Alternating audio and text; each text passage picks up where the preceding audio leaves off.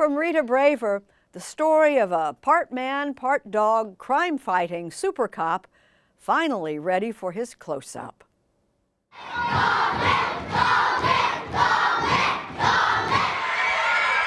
It's hard to believe, but his author and illustrator, Dave Pilkey, told these students at Boys Prep in the Bronx, I made Dogman up when I was in the 2nd grade. He looks a little bit different. And the kids love hearing how someone with learning disabilities, like I had ADHD, and I was dyslexic, and I was the class clown, and I couldn't sit still, and I was disorganized. Could go on to be so successful. Every book in Pilkey's Dogman series has been the best-selling children's book for the year it came out. That's one of the great things about Dogman. He's part man, but all dog, right? Oh, yeah. Yeah, the man part doesn't really come out that much. Dogman, listen up. You're the only one that can stop him with all your kung fu skills and your canine fortitude or whatnot. And as a new film out next week reminds us, it all started with a police officer and his dog who got into a bad accident.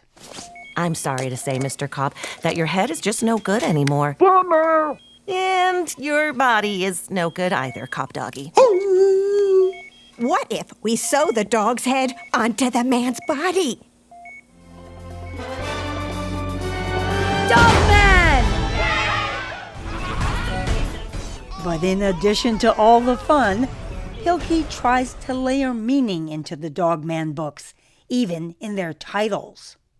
Like the scarlet cheddar for the scarlet leather, and instead of catch 22, fetch 22. Yeah.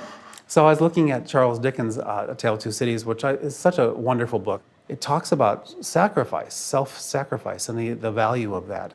And you hope that children will be moved to read these classics. I hope so, yeah. I hope they don't think, oh, that Charles Dickens stole an idea from Dave Pilkey. That wouldn't be so good. This super cop made friends, solved crimes, and even plays piano for the old folks. Pilkey's sense of humor is what made director Peter Hastings want to make the Dogman movie. He also directed a TV series based on Pilkey's Captain Underpants books. And I just love his sensibility, this playful, anarchy of his work. I'm a huge Dave Pilkey fan. I grew up reading all the Captain Underpants books. My mom got them for me. I need another me! Pete Davidson gets top billing in the film. It's time to stop this super cop! All the young kids in my family, they all read Dogman, and they're obsessed with Dogman. And then right around the time I started noticing that, we got the offer. Ha-ha! At last, the final showdown! An offer, Davidson says, to play Dogman's nemesis, Petey the cat. How evil can one cat be? Pretty evil! Ha ha ha! It's fun to play a villain. It's fun. It's a really fun, loud, layered character. I don't get a lot of opportunities to stretch like that. Help has arrived. Step 1, insert DNA into the DNA chute. In fact, as readers of the Dogman books know, Step 2, press start button. Things start to change when Petey tries to clone himself. Step 3, open door to retrieve your clone. And instead creates an adorable kitten. What?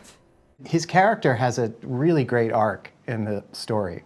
It's the best arc I've ever been given. Really? Yeah. Why? We usually I'm in the movie for like 9 minutes and then shot in the face. So it was nice to have a full. Yeah, we cut that scene. Yeah. In addition to directing and writing the film, Peter Hastings voices Dogman. Dogman! I mean, can you do a little Dogman for us? Yeah, I mean, it's like, it's barking. You gotta bark with emotion, which is not easy. So get down here, ASAP!